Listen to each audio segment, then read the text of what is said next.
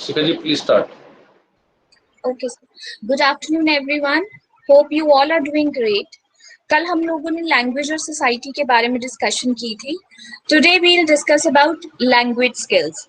आप सबको पता होगा कि जो लैंग्वेज स्किल्स हैं वो 4 स्किल्स हैं हमारी लैंग्वेज की.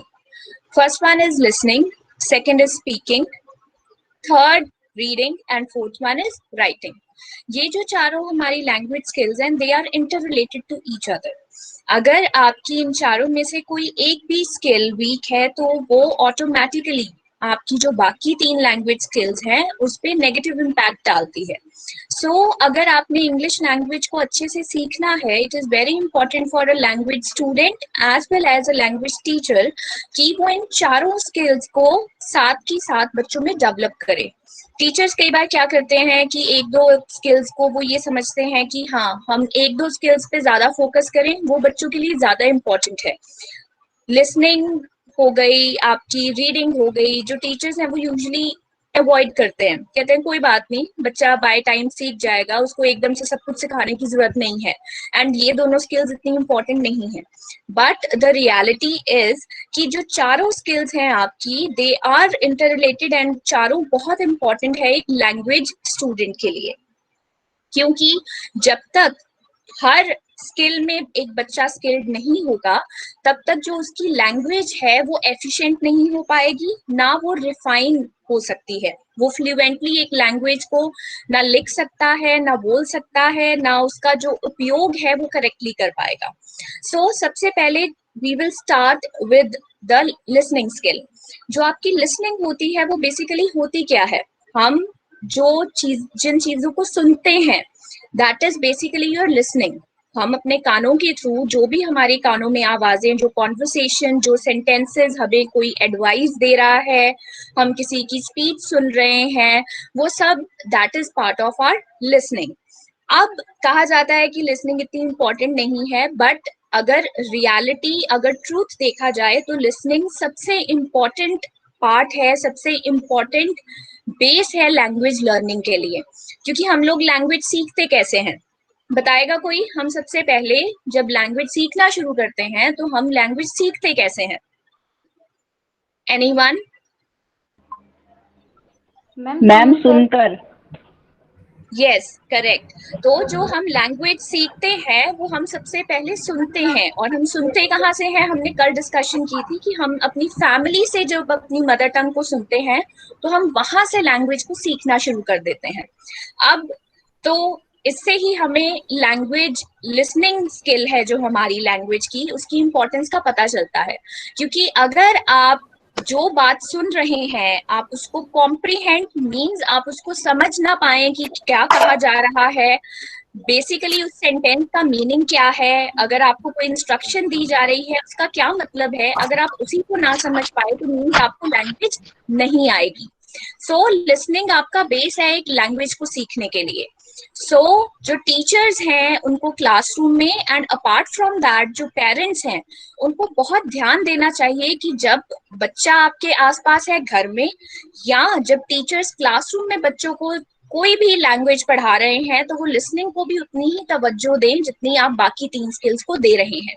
क्योंकि अगर एक बच्चा लैंग्वेज लिसनिंग के थ्रू सीख रहा है, अगर वो वर्ड्स की प्रोनाउंसिएशन को गलत सीखेगा तो वो लाइफ टाइम उसके साथ वही चीज चली जाएगी.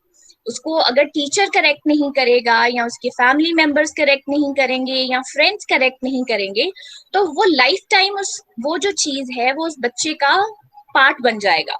एंड कहते हैं ना कि जो बचपन की आदतें हैं वो फिर जाके एल्डर जब आप एज में एंटर करते हो तो वो बहुत मुश्किल होती हैं छुड़ानी. ठीक है, तो सेम अप्लाइज फॉर लैंग्वेज. जो आप वोकैबुलरी सीखोगे, जो आप सुन के सीखोगे, जो आपने प्रोनाउंसिएशन एक वर्ड की सुन के गलत सीख ली, आप कभी नोटिस करना कई लोग ना कुछ थोड़े कॉम्प्लेक्स वर्ड्स की प्रोनाउंसिएशन ना गलत होती है, आप उनको जितनी बार मर्जी टोक लो, जितनी बार मर्जी करेक्ट कर दो उनको, वो उनकी प्रोनाउंसिएशन ठीक ही नहीं हो पाती, वो जितना मर्जी एफर्ट कर ले. उसका रीजन बीइंग वो उनकी जो ग्रूमिंग है, उन्होंने उस चीज को सुना वैसे और उसको उन्होंने किसी ने करेक्ट नहीं किया उनको, और वो लाइफ टाइम उनके साथ वो चीज रह गई. वो बहुत एफर्ट डालते हैं कि करेक्ट कर ले बट वो हो नहीं पाता. अब अगर हम बात करें अपने एजुकेशन वाला जो फेज है, हम सब जो बचपन के बाद एवरीवन, हर इंसान पढ़ाई वाले फेज में एंटर करता है, ठीक है। मैं भी पढ़ के निकली हूँ, आप लोगों ने भी कॉलेजेस स्कूल्स में, हम सब ने पढ़ाई की है, राइट। तो ये जो पढ़ाई वाला फेज होता है, इसमें तो लिसनिंग और भी ज्यादा इंपॉर्टेंट रोल प्ले करती है, क्योंकि क्लासरूम्स में इंस्ट्रक्शंस कैसे दी जाती हैं, चाहे वो स्कूल है चाहे कॉलेज है, टीचर्स कैसे पढ़ाते हैं? कोई आंसर देना चाहेगा? Lecture method. Yes, lecture method. और लेक्चर मेथड कैसे होता है? ओरली आपको सब कुछ बताया जाता है और जो बच्चे हैं वो सुनते हैं, राइट। सो सुनना एक कला है, ठीक है। क्योंकि अब सुनना एक कला क्यों है? आप कहोगे कि मैम सुनना ही है, सुनने का काम तो कानों ने करना है, इसमें कौन सी कला हुई, इसमें कौन सा क्रिएटिव काम है? Listening is also a skill, वो भी एक आर्ट है, क्योंकि जब आपके सामने कोई इंसान कोई स्पीच दे रहा है, राइट, कोई किसी टॉपिक पे डिस्कशन हो रही है, आप किसी ग्रुप में बैठे हैं, आपको बहुत ध्यान से सुनना पड़ता है कि सामने वाला इंसान क्या कहना चाह रहा है, राइट। आप जब उस इंसान की बात को ध्यान से सुनेंगे, आप तभी उससे समझ पाएंगे, आप तभी उसका जो हिडन मीनिंग है उसको समझ सकते हैं। अब मैं आपको एक छोटी सी एग्जांपल देती हूँ। मान लीजिए आप अपने फ्रेंड्स के साथ बैठे हुए हैं, 4-5 लोग इकट्ठे बैठे हुए हैं, ठीक है। किसी चीज पे, किसी टॉपिक पे कोई करंट इशू है, उस पे डिस्कशन चल रही है, ठीक है। तो जो 3 लोग हैं वो बहुत एक्टिवली पार्टिसिपेट कर रहे हैं, जो 2 लोग हैं वो सिर्फ सुनने का काम कर रहे हैं, ठीक है, उस डिस्कशन को। लेकिन जो उन 2 लोगों में से है, एक जो स्टूडेंट है, एक जो आपका फ्रेंड है, वो तो बहुत ध्यान से सुन रहा है, लेकिन जो एक दूसरा फ्रेंड है वो इतनी ध्यान से उन चीजों को सुन नहीं रहा। तो कल को अगर आप रिव्यू मांगते हो उस डिस्कशन का, जिस इंसान ने ढंग से नहीं सुनी आपकी बातें, तो उस ग्रुप में क्या हुआ, उस टॉपिक पे जो कंटेम्प्रेरी इशू था उस पे डिस्कशन क्या हुई, क्या उसके फ्लॉज हैं, उसको कैसे इम्प्रूव किया जा सकता है, जब तक आप चीजों को ध्यान से नहीं सुनोगे, तो आगे अगर आपसे कोई फीडबैक मांगेगा, कोई रिव्यू मांगेगा, आप उस चीज को उसको ढंग से एक्सप्लेन ही नहीं कर पाओगे। तो listening is very important. Same applies in the classroom. जब आप पढ़ रहे हो तो आप टीचर की बात को कितने ध्यान से सुनते हो, क्योंकि आपको पता है कि हमें नंबर मिलने हैं, ठीक है। सो सिर्फ नंबर लेने के कारण अगर आप किसी चीज पे अटेंशन दो तो दैट इज रॉन्ग। आप अपनी आम जिंदगी में भी, आप अगर किसी से बातचीत कर रहे हो, या आप कोई मीटिंग अटेंड कर रहे हो, कोई लेक्चर सुन रहे हो, टीवी पे न्यूज ही सुन रहे हो, कोई सीरियल देख रहे हो, तो आप जो भी चीज कर रहे हो उसको ध्यान से सुनिए। क्योंकि जब आप चीजों को ध्यान से सुनते हैं, देखिए जो हमारा लाइफ है ना, अगर हम बात करें, जो एजुकेशन है वो कभी रुकती नहीं है। जो नॉलेज गेनिंग है, जो हम नॉलेज गेन करते हैं, that is a life long journey. उस पर कभी फुल स्टॉप नहीं आता। कई बार हमें छोटे से बच्चे भी बहुत कुछ सिखा जाते हैं। So it is very important कि आप जिसकी भी बात सुन रहे हैं बहुत ध्यान से सुने, क्योंकि यू नेवर नो आपको क्या किस इंसान से सीखने को मिल रहा है, ठीक है। एंड अगर लैंग्वेज लर्निंग की बात आए, तो आप अगर किसी की बात ध्यान से सुनेंगे, फॉर एग्जाम्पल अगर हम इंग्लिश की बात करें, आप इंग्लिश सीख रहे हो, ठीक है, और आप किसी इंग्लिश लेक्चर को सुन रहे हैं, तो आप ध्यान से उस लेक्चर को सुनिए, बिकॉज आपको नई नई वोकैबुलरी, नए वर्ड्स पता चलेंगे। आपको कुछ वर्ड्स की प्रोनाउंसिएशन जिसके बारे में आपको डाउट है उसकी क्लैरिटी हो सकती है। सो जो लिसनिंग है, it is very important part and parcel of language learning. आपको साउंड्स को कैसे प्रोड्यूस करना है, साउंड की डिस्क्रिमिनेशन क्या है, जो एक लैंग्वेज के आपके साउंड्स होते हैं उन दोनों में क्या फर्क है, राइट, एक टिपिकल वर्ड को प्रोनाउंस कैसे करना है, एंड अपने आप की अगर बात कहनी है वो ज्यादा शब्दों की बजाय कम शब्दों में कैसे कहनी है, वो जब तक आप किसी को ध्यान से सुनेंगे नहीं, एक इंसान अपने आप को प्रेजेंट कैसे कर रहा है वो आपको समझ नहीं आएगा। सो इवन आप अपनी रोजमर्रा की जिंदगी में अगर आप किसी से भी बात कर रहे हैं, तो मेक श्योर कि आप उस इंसान की बात ध्यान से सुने। कई बार होता है हमारे, जैसे हम किसी फ्रेंड से बात करते हैं, उसका ध्यान कहीं और होता है, वो हमारी बात तो ध्यान से सुनता नहीं है, हम क्वेश्चन कुछ और पूछते हैं, जवाब कई बार कुछ और आ जाता है, तो हम सोचते हैं, बोल देते हैं ना, तुम्हारा ध्यान कहाँ है। That is pretty much normal कि तुम्हारा ध्यान कहाँ है। तो वो तुम्हारा ध्यान कहाँ है से मतलब है कि तुम मेरी बात ध्यान से नहीं सुन रहे। So listening is so much important in our life कि आप जब तक एक इंसान की बात को तवज्जो नहीं देंगे, उसको ध्यान से सुनेंगे नहीं, you won't be able to answer back, आप उसको सही जवाब नहीं दे पाएंगे। अब जो लिसनिंग है, जब आपकी प्रोफेशनल गैदरिंग होती है, आपको बहुत ध्यान रखना पड़ता है कि आप बातों को बहुत ध्यान से सुने, क्योंकि जो आपका सीनियर है वो आपसे किस तरह का सवाल पूछ रहा है या किस तरह की राय मांग रहा है आपसे किसी पर्टिकुलर चीज को लेके, तो आपको उन चीजों का ध्यान रखते हुए आपको जवाब देना होता है। एक फॉर्मल कॉन्वर्सेशन में लिसनिंग और स्पीकिंग बहुत इंपॉर्टेंट है। स्पीकिंग इन कंटेक्स्ट ऑफ कि आपसे जो पूछा जाए आप उसको रिस्पॉन्ड कैसे कर रहे हैं। अब अगर हम बात करें, जो आपकी लिसनिंग है, वो बेसिकली जो लैंग्वेज टीचर्स हैं वो स्कूल्स में इग्नोर करते हैं। जैसे मैंने आपको स्टार्टिंग में बताया था, लिसनिंग को इतनी इंपॉर्टेंस नहीं दी जाती। टीचर्स ये सोचते हैं कि लिसनिंग एक ऐसी चीज है कि हाँ, बच्चे नॉर्मल भी तो सुनते हैं डेली रूटीन में बातें, तो उनकी लिसनिंग स्किल को डेवलप करने की जरूरत नहीं है, सुनना ही है कानों से, उसमें हम क्या डेवलप करें। लेकिन जो लिसनिंग है उसकी जो डेवलपमेंट है, उसकी रिफाइनमेंट है, उसकी इंप्रूवमेंट है, that is very important along with the other 3 skills of language. अब टीचर्स ऐसा क्यों सोचते हैं कि जो लिसनिंग स्किल अगर बच्चों को सिखाई जाए वो इतनी जरूरी नहीं है? उसका 2 रीजंस है। टीचर ये सोचते हैं कि लिसनिंग जो स्किल है, अगर उस पर हम अपना एनर्जी लगाएंगे, रिसोर्सेज लगाएंगे, it is very time consuming, right? क्योंकि लिसनिंग एक ऐसी स्किल है, आप उसको जज कैसे करोगे? टीचर्स का ये भी सवाल होता है कि आप उसको टेस्ट कैसे करोगे कि बच्चे ने सीखा या नहीं। That is a very tedious task. अगर आप लोगों को पता हो, जो आइल्स के आपके एग्जाम्स होते हैं उसमें बकायदा एक लिसनिंग का टास्क होता है, जो बच्चों को they have to put on the headphones, उनको एक लिसनिंग टास्क सुनाया जाता है प्रॉपर। उसमें फिल इन द ब्लैंक्स होते हैं। The kids are suppose to fill in those blanks by listening to the answers. जो आंसर्स उनको सुनाई दे रहे हैं ऑडियो में, वो उनको राइटिंग में पूरी ट्रांसक्रिप्ट होती है, उसमें भरना होता है। सो दिस इज हाउ जो स्कूल की टीचर्स हैं वो भी कुछ ऐसी चीजों को इनकॉर्पोरेट कर सकते हैं अपनी डेली रूटीन की पढ़ाई में, जिससे जो बच्चों की लिसनिंग है वो भी इम्प्रूव हो। क्योंकि साउंड किस तरह से कौन सा अटर करना है, प्रोनाउंसिएशन वर्ड्स की है वो कैसे करेक्टली करनी है, ये सब आपका लिसनिंग का पार्ट है। तो जो लिसनिंग है उसको टीचर्स को बिल्कुल अवॉइड नहीं करना चाहिए। सेकंड इम्पॉर्टेंट जो मेन फैक्टर है जिसके कारण जो टीचर्स हैं वो लिसनिंग को अवॉइड करते हैं, उसका ये रीजन है, टीचर्स ये सोचते हैं कि जो लिसनिंग है वो साइड बाय साइड बच्चे धीरे धीरे जैसे जैसे उनकी उम्र बढ़ेगी वो बाकी स्किल्स के साथ वो ऑटोमेटिकली सीख लेंगे, उनको वो स्पेशली सिखाने की जरूरत नहीं है, राइट?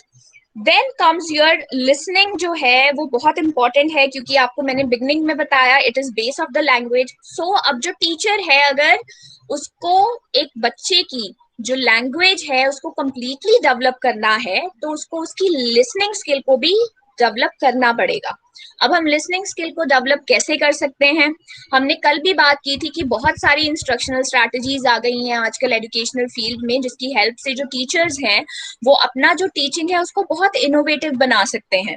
इनोवेटिव बनाने से क्या फायदा होगा कि जो स्टूडेंट्स हैं वो एक टीचर की टीचिंग में इंटरेस्ट लेंगे और उनकी अंडरस्टैंडिंग बढ़ेगी। तो अब लिसनिंग स्किल को डेवलप करने के लिए कुछ चीजें हैं जो एक टीचर क्लासरूम में यूज कर सकता है, जिससे जो लिसनिंग स्किल है वो इम्प्रूव हो सकती है। तो गेम्स टीचर्स ऐसे यूज कर सकते हैं कि जो लिसनिंग में इम्प्रूवमेंट लाए बच्चे की। एंड सेकेंडली, जो जैसे मैंने आपको आइल्स के एग्जाम का बताया कि वो हेडफोन्स लगा के ट्रांसक्रिप्ट सुनाते हैं बच्चों को and they answer the questions, जो फिल इन द ब्लैंक्स होते हैं उनके आंसर्स वो सुनते हैं एंड उसको लिखते हैं। तो ऐसा कुछ सॉफ्टवेयर स्कूल एडमिनिस्ट्रेशन अपने लेवल पे कुछ डेवलप करवा सकते हैं। एक्टिविटीज बहुत सारी कराई जा सकती है लिसनिंग को डेवलप करने के लिए। आप डिबेट्स करा सकते हो, क्लासरूम में डिस्कशंस करवा सकते हो, राइट? ब्रेनस्टॉर्मिंग करा सकते हो, बहुत सारी चीजें हैं। माइंड गेम्स करवा सकते हो, माइंड मैपिंग आप करवा सकते हो, बहुत सारी गेम्स हैं, बहुत सारे डिस्कशंस हो गए आपके, ब्रेनस्टॉर्मिंग एक्टिविटीज। आप इवन ये किया जा सकता है कि बच्चों को कहा जाए कि आप कुछ चीजें अपनी तरफ से सोच के लाए। किड्स आर वेरी क्रिएटिव, कि उनको सीखनी कैसे है कोई चीज, they will also give you a lot of ideas. So this was all about listening skill. Now we'll start with your speaking skill. अब जो आपकी speaking skill है what is basically speaking? Speaking क्या होती है? अब जो मैं कर रही हूँ दैट इज स्पीकिंग, राइट? तो जो स्पीकिंग है basically it is the mode of communication, क्योंकि जब हम कम्युनिकेट करते हैं तो कैसे करते हैं? बातचीत करके, बोल के, राइट? तो जो आप इंटरेक्शन अगर किसी से करते हो, एंड अपार्ट फ्रॉम दैट, जब आप एक्सचेंज ऑफ इंफॉर्मेशन करते हो, आपने किसी को कोई चीज बताई या आपको किसी ने कोई चीज बताई किसी स्पेसिफिक टॉपिक के बारे में। मान लीजिए हम पॉल्यूशन पे डिस्कशन कर रहे हैं, ठीक है? ग्रुप में 4 लोग हैं, वो चारों पॉल्यूशन पे डिस्कशन कर रहे हैं। तो वो जो स्पीकिंग हो रही है that is the exchange of ideas, the exchange of information. जो वो 4 लोग पॉल्यूशन के बारे में क्या सोच रहे हैं, क्या उसके रीजंस हैं, उसको कैसे कम किया जा सकता है, that is the exchange of ideas. So जो आपकी स्पीकिंग है बेसिकली आप उसको दो कह सकते हैं कि 2 तरीके की होती है। एक इंटरैक्शनल होती है, एक ट्रांजैक्शनल होती है। इंटरैक्शनल आपको वर्ड से समझ आ रहा है कि जब हम इंटरैक्शन करते हैं लोगों के साथ, राइट? अगर 2 लोग बातचीत कर रहे हैं या 4 लोग बातचीत।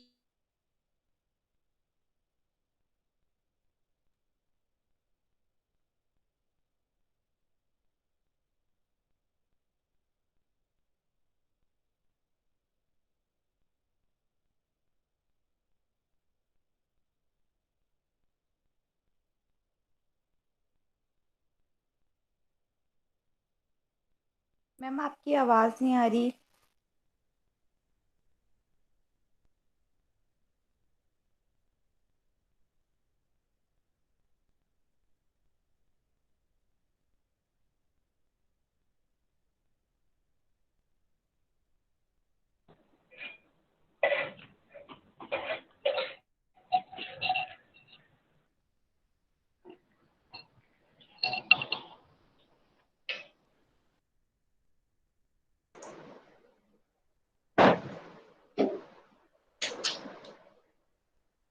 वेट करें, मैम दोबारा ज्वाइन कर लेंगे।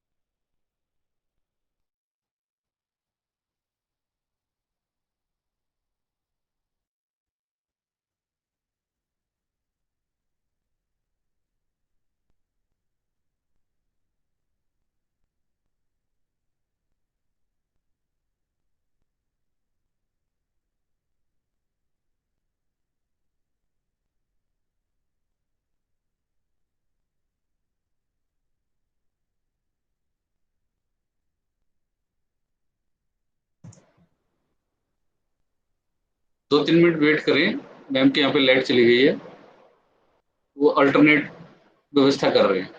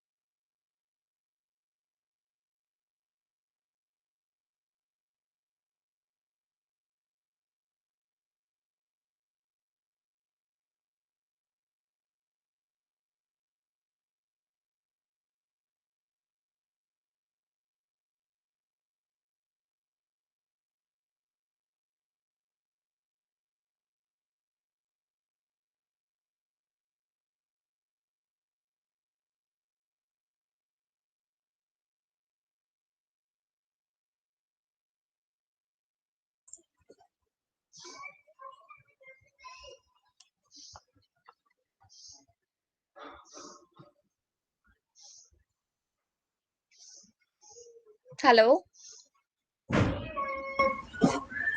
Yes, ma'am. Am I audible? Yes, ma'am. Sorry, वो लाइट चली गई थी, तो I am so sorry for that.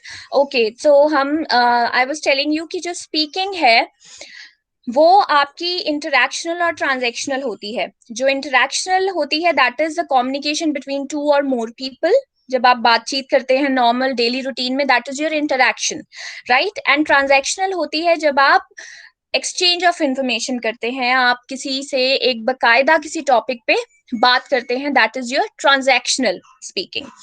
अब जो आपकी स्पीकिंग है, जैसे हमने कल भी बात की थी कि जो स्पीकिंग है वो आपकी बहुत ज्यादा डिपेंड करती है आप किस तरह की लैंग्वेज यूज करते हैं इस चीज पे, कि आप किससे बात कर रहे हैं और किस टॉपिक पे बात कर रहे हैं. हमने कल बात की थी कि एज ग्रुप बहुत मैटर करता है. मान लीजिए अगर मैं अपनी ही बात करूं, अगर मैं एक छोटे बच्चे से बात करूंगी, तो जिस तरीके से मैं उस बच्चे से बात करूंगी, मेरी body language and apart from that the kind of language मैं उस बच्चे से बातचीत करने के लिए यूज करूंगी, वो एंटायरली डिफरेंट होगी उससे जब मैं एक बड़े बच्चे से बात करूंगी. एंड अपार्ट फ्रॉम दैट अगर मैं अपने किसी कलीग से बात करती हूँ, अपने सीनियर से बात करती हूँ, the kind of language I will be using वो बिल्कुल अलग होगी. And same happens with you all. हम जैसे बच्चों के साथ इंटरेक्ट करते हैं और जैसे बड़ों के साथ डील करते हैं, वो टोटली डिफरेंट होता है.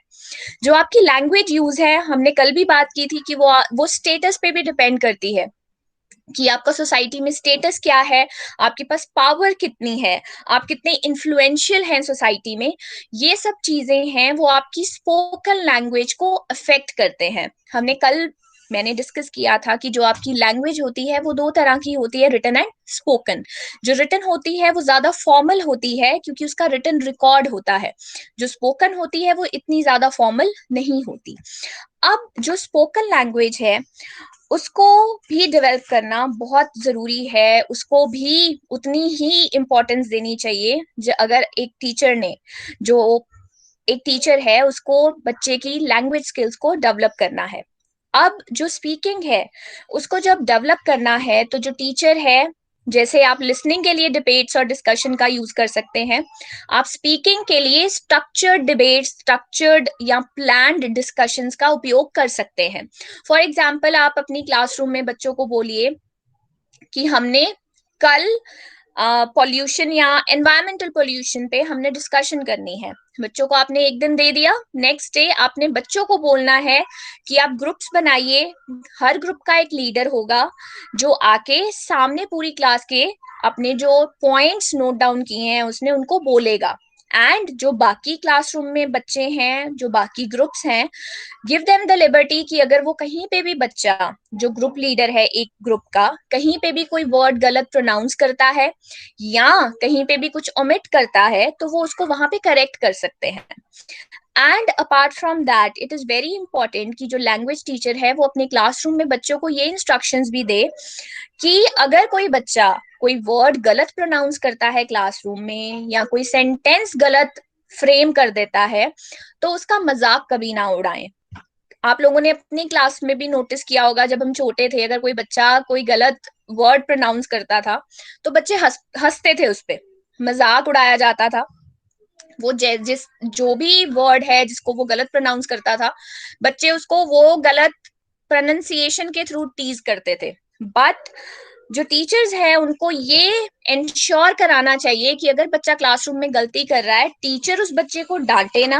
एंड अपार्ट फ्रॉम दैट बाकी स्टूडेंट्स को ये बोले कि rather than discouraging that kid, उसको एनकरेज करो, उसको बताओ कि नहीं आपने ऐसे इसको गलत बोला है, इसका करेक्ट प्रोनाउंसिएशन ये है. सो आप ऑटोमेटिकली देखोगे कि वो जो बच्चा है जिसने गलत प्रोनाउंस किया है वो धीरे धीरे उसको करेक्टली प्रोनाउंस करना शुरू कर देगा. Demotivation never ends up in good learning. आप बच्चे को एनकरेज करो. एज ए टीचर आपकी रिस्पॉन्सिबिलिटी है कि आप सिखाने आए हो, राइट. बच्चा गलती करेगा, हम लोग भी गलती करते हैं, गलती करना इंसान की फितरत है ये कहा जाता है, ठीक है. गलती सबसे होती है. एंड क्लासरूम में जितनी मर्जी गलतियां करे एक बच्चा, the teacher should always correct the kid and always encourage the kid to learn better, right? So this was all about your speaking skill. Now we'll discuss about your reading skill. Reading क्या होती है? Reading से आप लोग क्या समझते हैं? Anyone? Reading क्या होती है?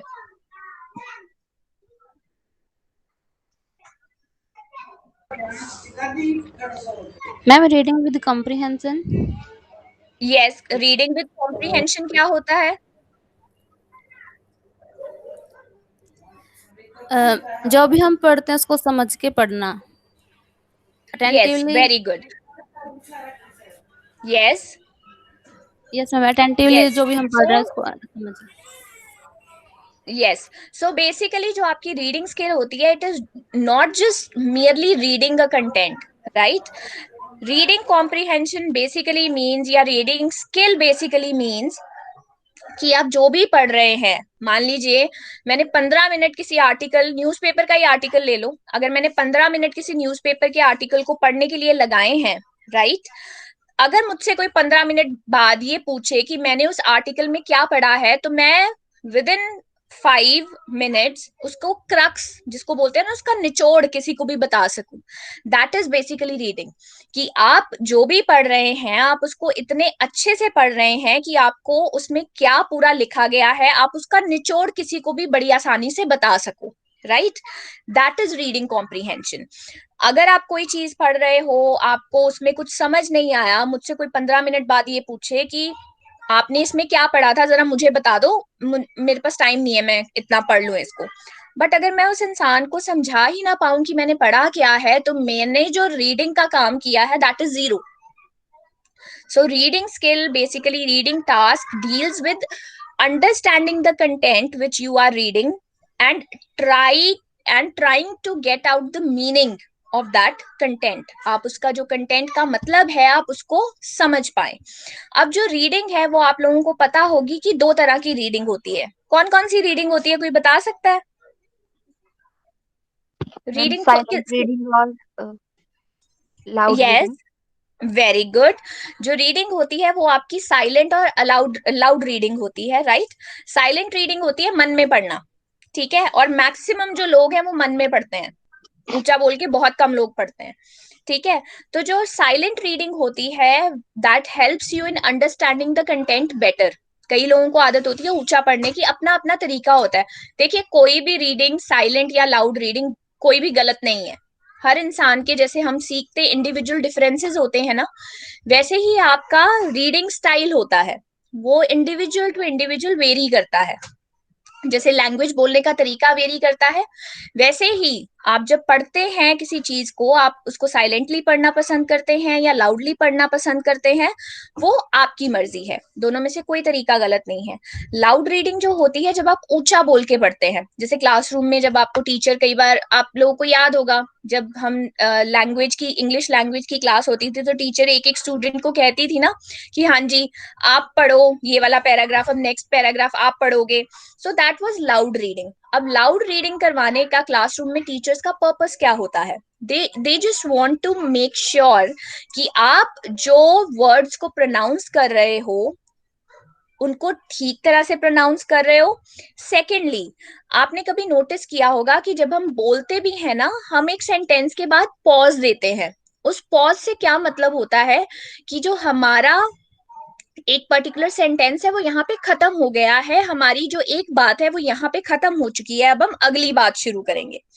आप लोग जब किसी से बात करते हैं, अगर आप गुस्से में हो, ठीक है, तो जो आपने जिस तरह का सेंटेंस यूज किया है, जिस तरह की आपकी टोन होती है, जिस तरह का आपका पिच होता है, सामने वाले को पता चल जाता है कि हाँ, ये इंसान मुझसे गुस्सा है या मुझसे प्यार से बात कर रहा है, राइट?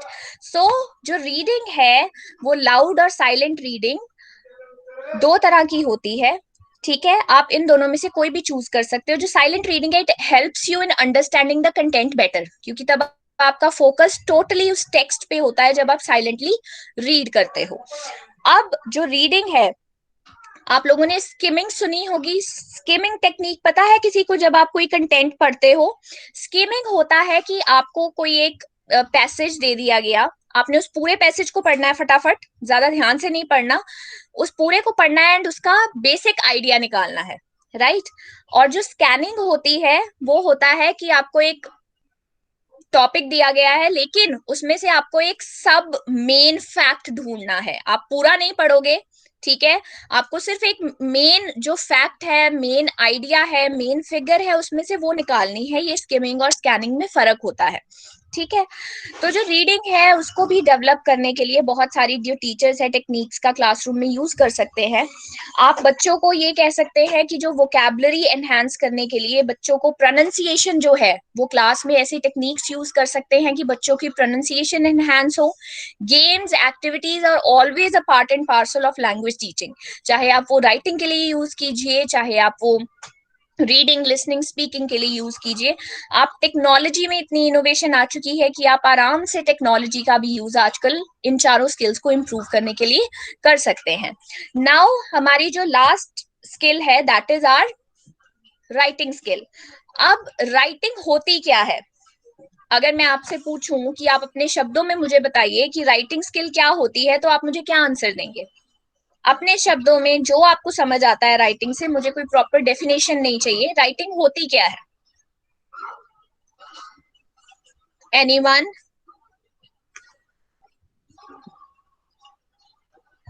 बेसिकली जो राइटिंग स्किल है वो होती है, it is the communication between the reader and the writer, ठीक है।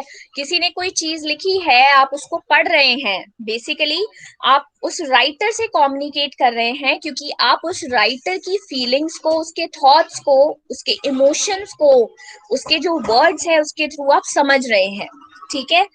Writing is basically the written expression, the written form of the spoken language. जो हम बोलते हैं हम उसको पेन और पेंसिल के उपयोग से उसको कागज पे उतार देते हैं, right. So writing plays a very important role, ठीक है।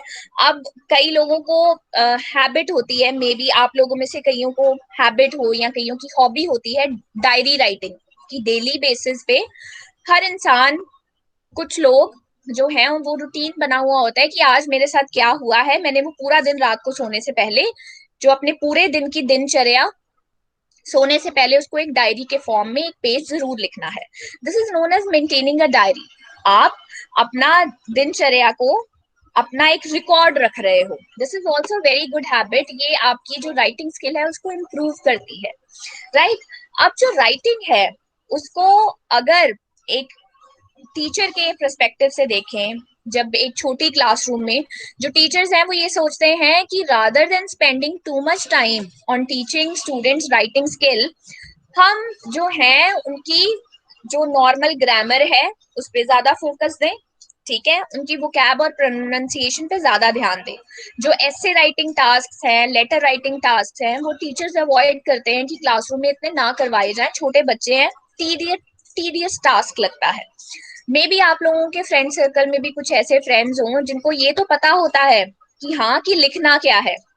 फॉर एग्जाम्पल, अगर डिजास्टर मैनेजमेंट पे किसी बच्चे को कहा जाए कि तुम लिखो, बच्चा आपको वर्बली बहुत सारे पॉइंट्स बता देगा, लेकिन जब अगर उसको बोला जाए कि बेटा तुम इसको पेपर पे लिखो, वो मे बी ना लिख पाए। ये बहुत कॉमन प्रॉब्लम है कि जो बच्चे हैं उनके दिमाग में तो आइडियाज होते हैं, but when it comes to writing down those points on paper, तो वो नहीं लिख पाते। राइटिंग बेसिकली कई बच्चों के लिए फोबिया है, क्योंकि उनको पता है अगर मैंने गलत बोल दिया तो उसका कहीं रिकॉर्ड नहीं है, लेकिन अगर मैं कोई चीज गलत लिख रहा हूं तो उसका रिकॉर्ड है, टीचर मुझे डांटेगी, मेरे फ्रेंड्स मेरा मजाक उड़ाएंगे, मैं एक मजाक बन के रह जाऊंगा अपनी क्लासरूम में, अपने फ्रेंड सर्कल में। तो जो बेसिकली राइटिंग है वो it has a strong relationship with thinking. Thinking और राइटिंग का क्लोज रिलेशनशिप क्यों है? कोई आंसर करेगा? थिंकिंग, जो हम सोचते हैं, और जो हम लिखते हैं, उनका जो रिलेशनशिप है वो इतना क्लोज क्यों है? What is the reason behind that?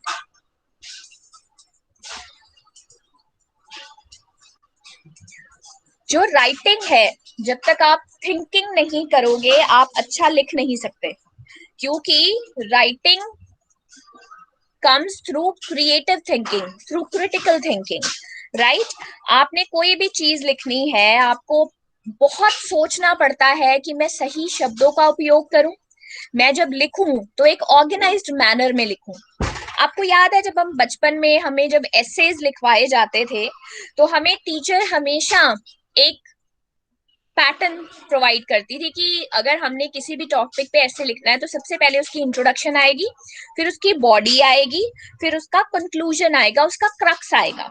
This is the organised manner of writing an essay. तो ये सिर्फ एसे पे इम्प्लाई नहीं करता. आपने कोई भी राइटिंग करनी है, कोई भी चीज लिखनी है, कोई भी आर्टिकल लिखना है, आप हमेशा एक लिंक बना के चलते हो. पहले आप उसका बेस तैयार करोगे, फिर आप मेन आइडिया पे आओगे, फिर आप एंड करोगे उस चीज का. And for a writer, for अगर आप प्रोफेशनल राइटर नहीं भी हो, आप नॉर्मल राइटिंग भी कर रहे हो, अगर आपने अपने एग्जाम के लिए आंसर भी लिखना है, so it is very important कि जो आपकी राइटिंग स्किल है वो बहुत स्ट्रांग होनी चाहिए. आपको ये पता होना चाहिए कि मैंने कौन से शब्दों का उपयोग करना है, कौन से शब्द हैं जो मेरी बात को ज्यादा अच्छे से रीडर के साथ रिलेट कर सके. एक राइटर तब तक सक्सेसफुल नहीं होता जब तक वो अपने रीडर के साथ कनेक्ट ना कर पाए. आप लोगों ने नोटिस किया होगा कि जब कभी हम नॉवेल्स पढ़ते हैं, स्टोरीज पढ़ते हैं, कई बार वो इतने अच्छे से लिखी हुई होती हैं कि हम टोटली उस चीज में इन्वॉल्व हो जाते हैं कि हमारे सामने शायद कोई पिक्चर ही चल रही है. ठीक है, अगर आपका कोई फेवरेट ऑथर हो, कोई फेवरेट नॉवेलिस्ट हो, अगर आप उसका नॉवल पढ़ते हो तो आपको ऐसा लगता है कि हाँ मैं उस स्टोरी का पार्ट हूं और वो सब चीजें मेरे साथ ही हो रही हैं. सो that is how a skilled writer writes. And जब तक आप अपने रीडर के साथ कनेक्ट नहीं करते तो जो आपकी राइटिंग है वो मजेदार नहीं बनती. आपको अपने रीडर को समझना पड़ता है.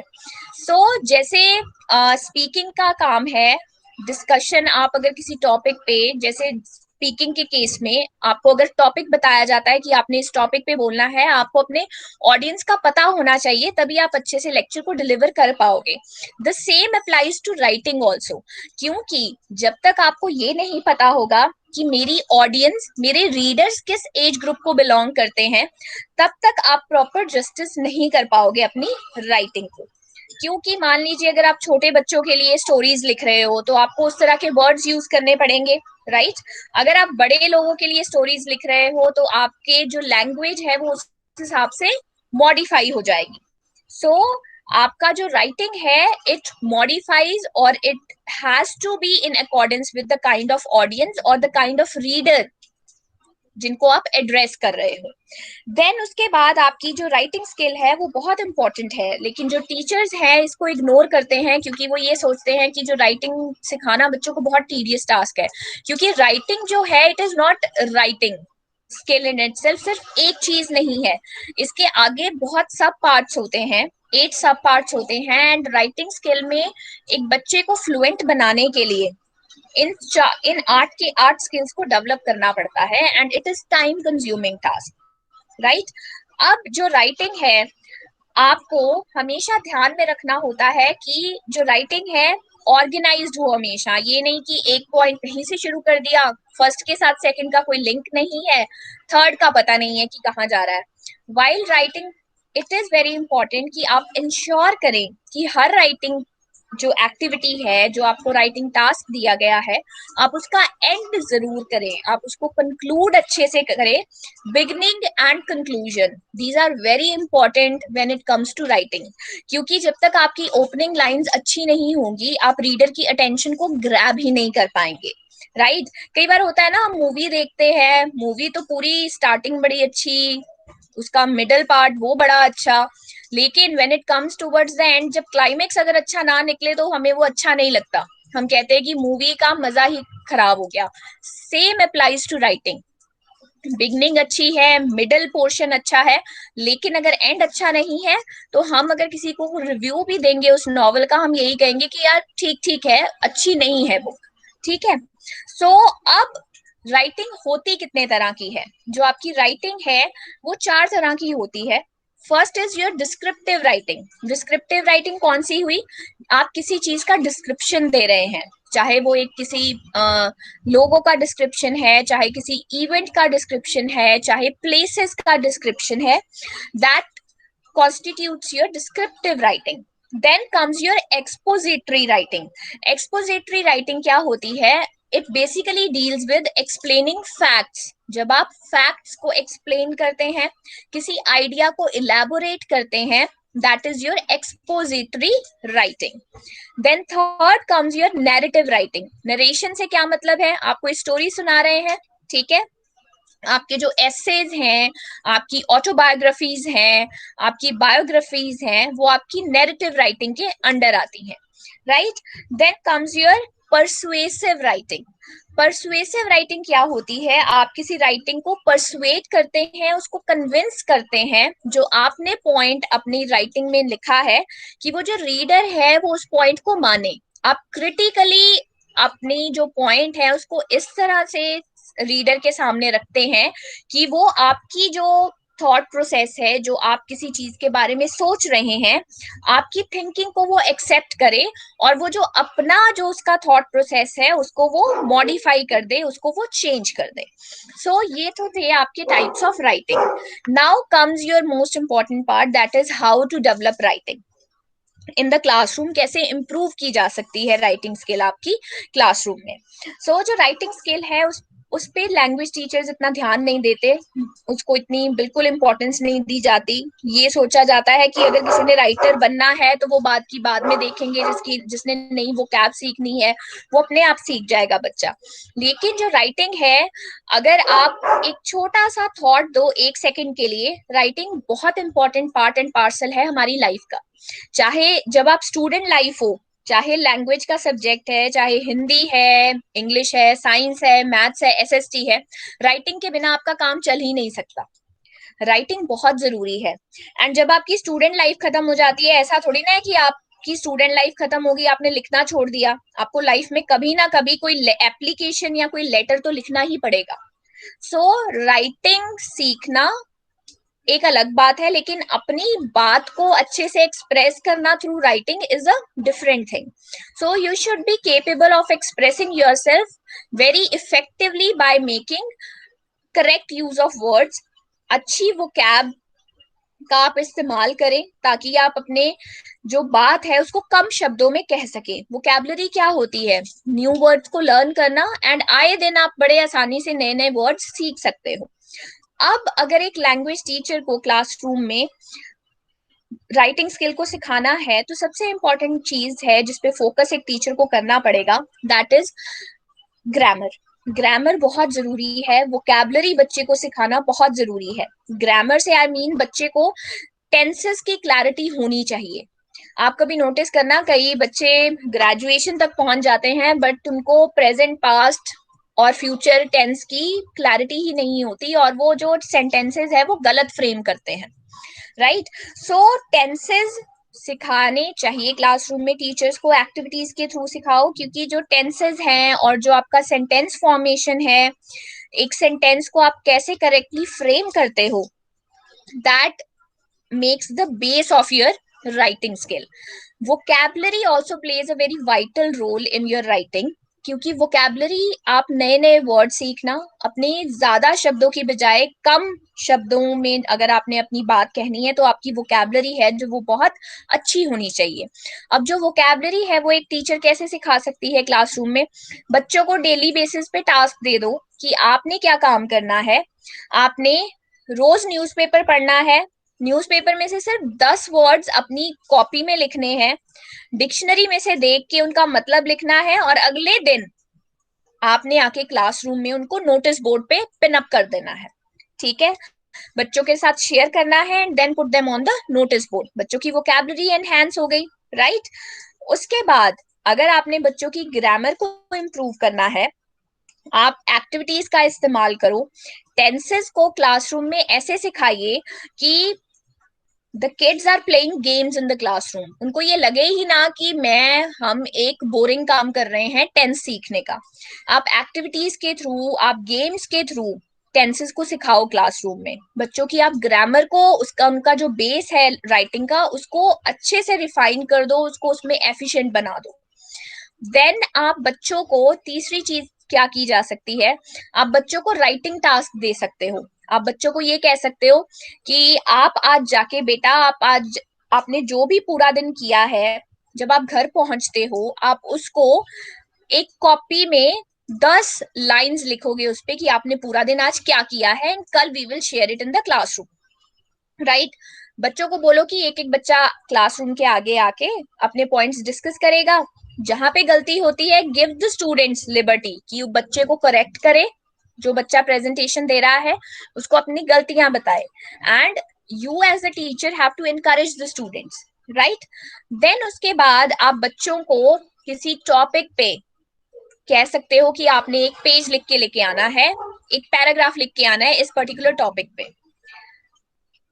और आप क्या कर सकते हो, आप बच्चों को एनकरेज कर सकते हो कि वो डेली बेसिस पे, जैसे मैंने बताया था कुछ लोगों को हैबिट होती है डायरी मेंटेन करने की, आप बच्चों को एनकरेज कर सकते हो कि आप डायरी मेंटेन करो। उससे क्या होगा कि बच्चों की जो राइटिंग है वो अपने आप धीरे धीरे रिफाइन होती जाएगी, ठीक है।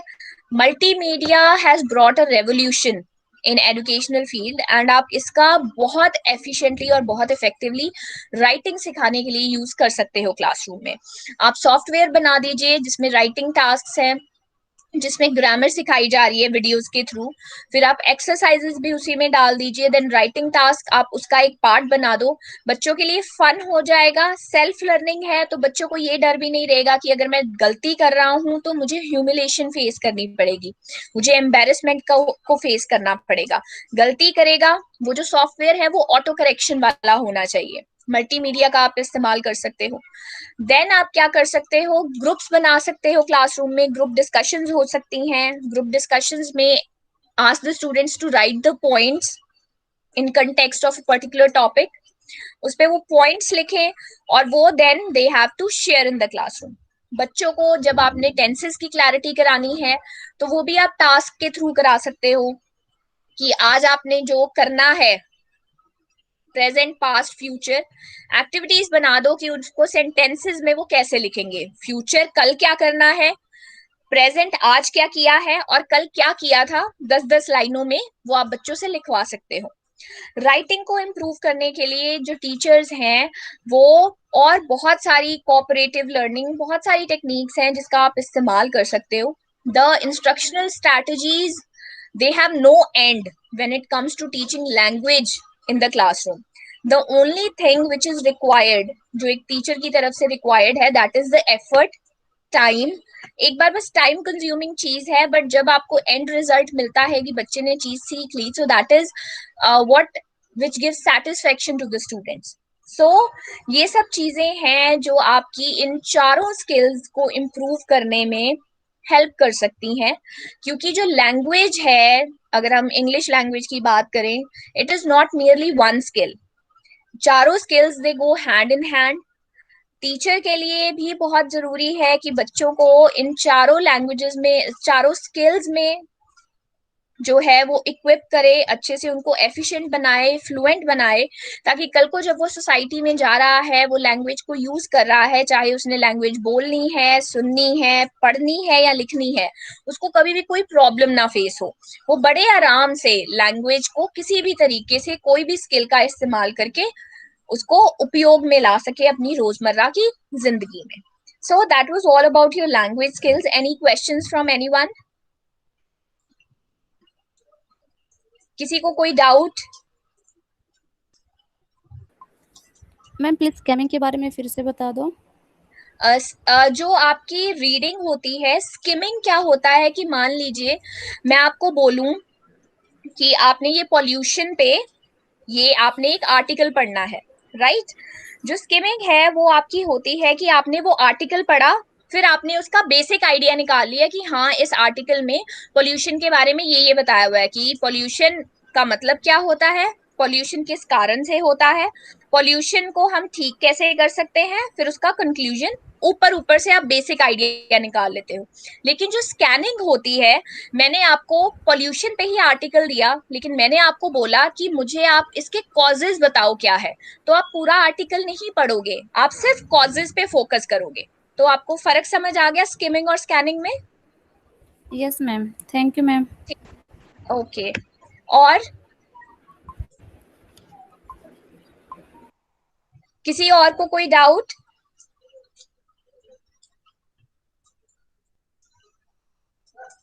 Any other questions?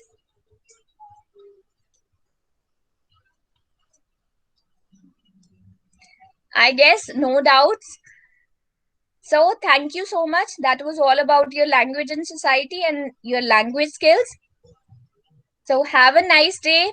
Stay safe and stay healthy. Thank you so much. Thank you, ma'am. Thank you. Take care.